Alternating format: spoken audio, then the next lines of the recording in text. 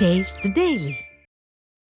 திருச்சி மாவட்டம் மணப்பாறையைச் சேர்ந்த தியாகராஜன் மாரியப்பன் என்பவர் தனியார் தங்க நகை அடகு நிறுவனத்தில் 15 சவரன் நகைகளை அடகு வைத்துள்ளார்.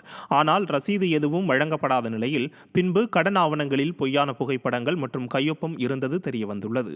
இந்த நிலையில் முறையான ஆவணங்கள் இல்லாததால் தனியார் நகைக்கடன் நிறுவனம் நகைகளை தர மறுத்து மிரட்டல் விடுத்துள்ளது.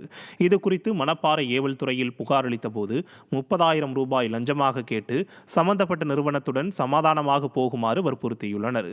இதனிடையே அந்நிறுவனத்தினர் அவரது வீட்டிற்கு சென்று வீட்டில் இருந்த பெண்களை ஆபாசமாகவும் தரக்குறைவாகவும் பேசியதாக கூறப்படுகிறது. இவை பற்றிய வீடியோ ஆடியோ ஆதாரங்கள் தன்னிடம் உள்ளதாக தெரிவித்த அவர் மக்களை காக்கும் காவல்துறையே கட்ட பஞ்சாயத்து பேசும் நிலைமைக்கு ஆளாகிவிட்டதாக வேதனை தெரிவித்துள்ளார்.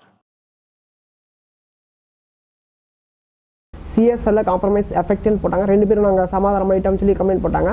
நான் அது எப்படி நீங்கள் கம்ப்ளைண்ட் வந்து காம்ப்ரமைஸ் தான் இல்லை போலீஸ் ஸ்டேஷன் அவங்க இன்ஸ்பெக்டர் என்ன சொன்னால் போலீஸ் ஸ்டேஷனில் நாங்கள் கம்ப்ளைண்ட் எடுக்க மாட்டோம், நீங்கள் கோர்ட்டில் போய் ஆர்டர் வாங்கிட்டு வாங்க, நாங்கள் கம்ப்ளைண்ட் எடுக்கிறோம்னு சொன்னாங்க.